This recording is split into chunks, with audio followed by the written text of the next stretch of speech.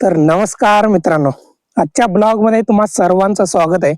कडकडती थंडी चालू आहे, त्यामुळे शेकोटी पेटवले आणि शेतात असल्यामुळे ना आजूबाजूला सगळीकडं शेतामध्ये पाणी सोडलेलं असतं, शेताला पाणी पाजलेलं असतं, त्यामुळे जास्त थंडी असते इकडे.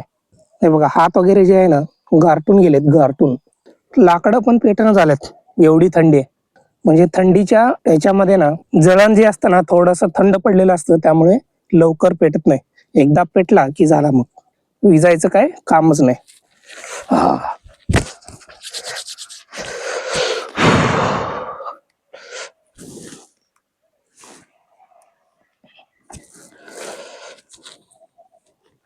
हे असं शेतामध्ये असल्याचा हा फायदा आहे.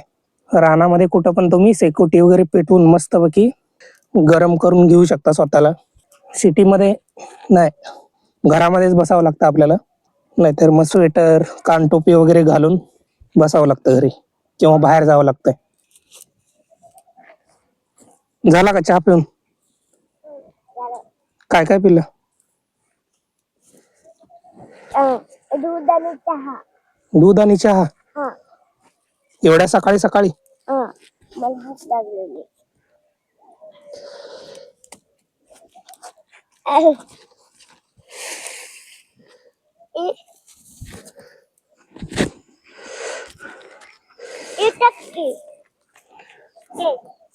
थोडं थोडं टाक.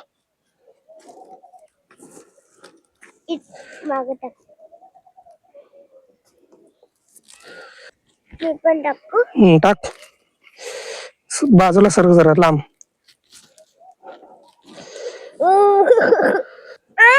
मी काय पोळतंय ते, म्हणजे लहान पोरांनी करायचं नसतंस. भाजत का?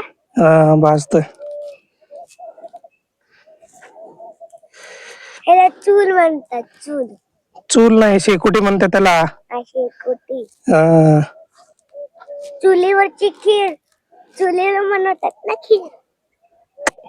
हो, गाणं येते चुलीवरची खीर. एकदा चुलीवरची खीर ती चुलीवरची खीर, ही चूल नाहीये, शेकोटी आहे. इथं बनवले की शेकोटी खीर होती. टाक. तसं वरण नाही टाकायचं रे, बाजूनं टाकायचं.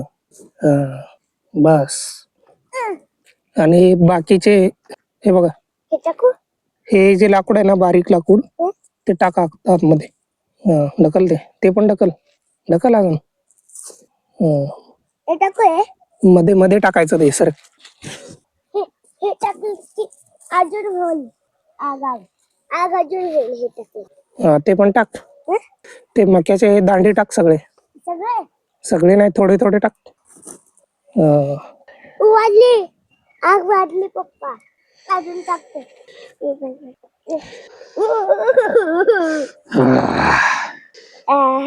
गरम होत की नाही पाय? गरम झालं. हे टाकतो. धूळ बघ, धूळ. ट्रेनची धूळ. धूर नाही, धूर. धूर. धूर. ट्रेनची धूर.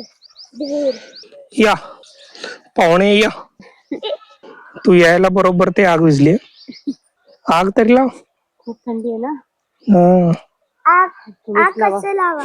तुम्हीच लावा. कसं लावायचं?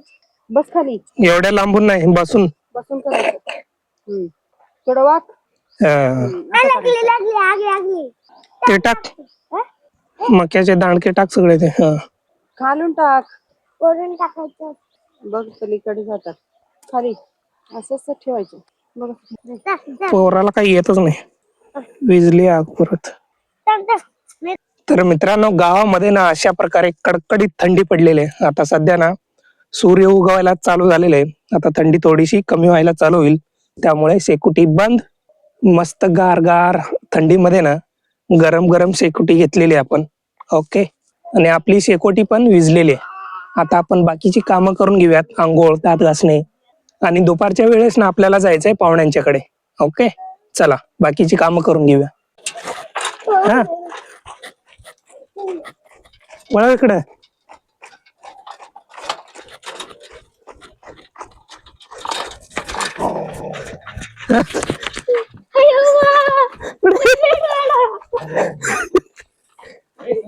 अडे अडे अडे अडे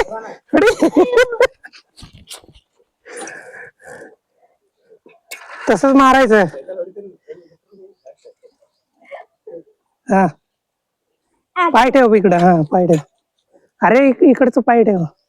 हा, चल. हा जाऊ दे जाऊ दे जाऊ दे. सोडलं हात.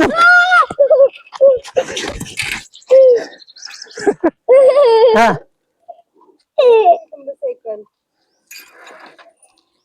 मोठे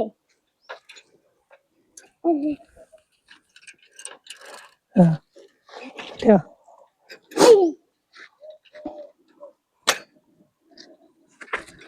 पुढं बघायचं, इकडे तिकडे नाही बघायचं. वळव आता, वळव. अरे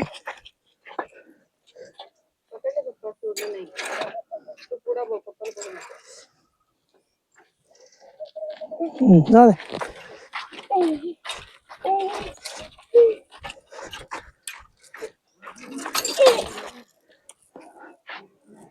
हा सरक जरा, मी मारतो बघ. दे.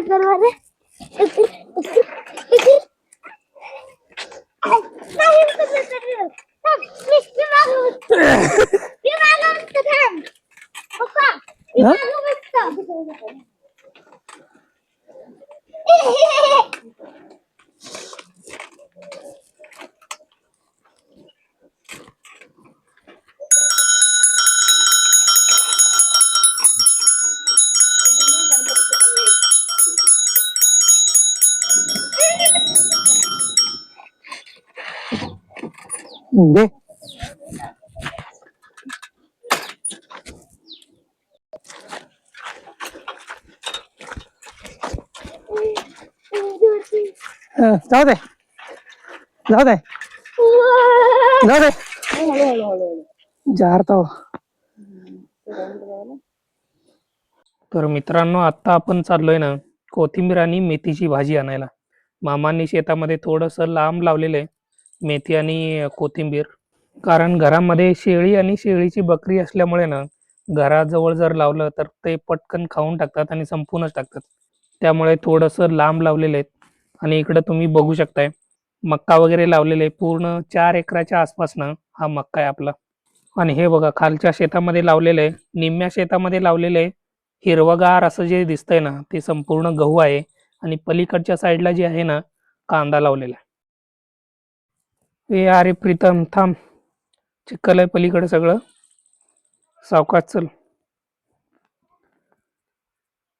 तर हे बघा मित्रांनो, इथं थोडंसं कोथिंबीर आहे, पलीकडच्या साईडला भरपूर आहे, ते पण दाखवतो तुम्हाला. आणि इथं बघा मित्रांनो, राजगिरा, लाल राजगिराची भाजी लावली होती, ती काय व्यवस्थित उगवली नाहीये. आणि इथं बघा, ही आहे आपली मेथी, हिरवीगार अशी. भेटती का अशी सिटीमध्ये वगैरे आपल्या? नाही भेटत. अगदी पाहण्यासारखा पैसा जरी वाचला ना, अशी हिरवीगार आणि ताजी भाजी पुण्यासारख्या आणि मुंबईसारख्या सिटीमध्ये आपल्याला काही भेटत नसते. आणि पलीकडच्या साईडला ना लसूण लावलेलं आहे. हा बघा लसूण आहे, म्हणजे अजून मोठा व्हायचा आहे, अजून छोटा आहे तो. हे बघा, इथं पासून ते पार तिथपर्यंत लावलेले लसूण. हा एवढा लसूण यामधला काही विकतील आणि राहिलेला जो असेल ना घरासाठी ठेवून देतील. वर्षभर चालून जातं हा लसूण. आणि मित्रांनो, आपली भाजी ज्यासाठी आपण आलो ना, ती भाजी आपण चांगल्या प्रकारे उपटून घेऊया, म्हणजे उपसून घेऊया. हे बघा कोथिंबीर कशी आहे, एकदम हिरवीगार असे. बघितल्या बघितल्या बरोबर तोंडात टाकावीशी वाटते. जबरदस्त आहे, जबरदस्त. आणि कोथिंबिरीचा जो वास येतोय ना, हा हा हा हा, काय सांगू तुम्हाला, एकदम जबरदस्त. भाजी एकदम ताजी ताजी असल्यामुळे ना वास एकदम जबरदस्त येतोय. आणि त्याचबरोबर मित्रांनो, कोथिंबीर एकदम गावरान पद्धतीची आहे. गावरान म्हणजे आपल्या सिटीमध्ये जसं हायब्रिड कोथिंबीर मिळते ना, ती काय फक्त दिसायला चांगली असती, एकदम हिरवीगार असती, बघितल्या बघितल्या ती पण खावीशी वाटते, पण चवीला एकदम बकास. आणि त्याचबरोबर त्याला वास पण कमी असतो, खूप कमी असतो. तर कोथिंबीर पण घेतलेली आहे आजच्या भाजीपुरती फक्त, आणि परत उद्या जेव्हा येऊ ना परत फ्रेश घेऊन जाऊया. कोथिंबीर आपण घेतलेली आहे. आता मेथी घेऊया. हे बघा कशी एकदम हिरवीगार अशी. आणि भाजी उपसण्यासाठी मी हातात जेव्हा धरतो ना तेव्हा पानं तुटतात, आणि त्या पानं तुटण्याचा आवाज पण येतो एकदम कुरकुरीत असा. म्हणजे एवढी फ्रेश आहे भाजी. चला तर आता आपली मेथी पण घेतलेली आहे, म्हणजे मेथीची भाजी पण घेतलेली आहे. आता आपण घर गाठूया. अजून अंघोळ करायचंय, दात घासायचे, बाकीची कामं भरपूर आहेत. आणि सूर्य उगवल्या उगवल्या शेतामध्ये चालू आहे भाजी घ्यायला. आणि मित्रांनो, जाता जाता तुम्हाला एक झाड दाखवतो, म्हणजे बघा तुम्हाला ओळखता आलं तर. शेतामध्ये काम करणाऱ्या प्रत्येक व्यक्तीला हे झाड कोणतं आहे माहिती आहे, आणि हा प्रश्न असणार आहे फक्त सिटीमध्ये राहणाऱ्या लोकांसाठी. त्यांना नक्कीच माहिती नसणार आहे. हे बघा हे झाड आहे. हे मला कमेंट करून सांगा कोणतं झाड आहे. आणि त्याचबरोबर मित्रांनो, तुम्हाला काही हिंट देतो. हे जे झाड आहे ना मसाल्याचं झाड आहे, म्हणजे मसाल्यांच्या पदार्थामध्ये मोडतं. आणि ह्याच्या ज्या बिया असतात ना वरून काळ्या असतात, आणि त्या बिया जर फोडल्या ना आतमध्ये पिवळा कलर असतो याचा. आणि या बियांचा आपण आपल्या प्रत्येक भाजीमध्ये फोडणीसाठी वापर करतो. आलं का लक्षात तुम्हाला? बघा आता एवढं हिंट दिलेलं आहे. या हिंटवरून तुम्हाला जर ओळखता आलं तर मला कमेंट करून नक्की सांगा हे कशाचं झाड आहे आणि कोणतं झाड आहे. चला आता भेटूया पुढच्या ब्लॉगमध्ये अशाच एका नव्या विषयासोबत. तोपर्यंत तुम्हा सर्वांचे आभार. आमचे ब्लॉग जर आवडत असतील तर कमेंट करा, लाईक करा, आणि इतरांच्या बरोबर शेअर करायला नक्की विसरू नका. चला बाय बाय.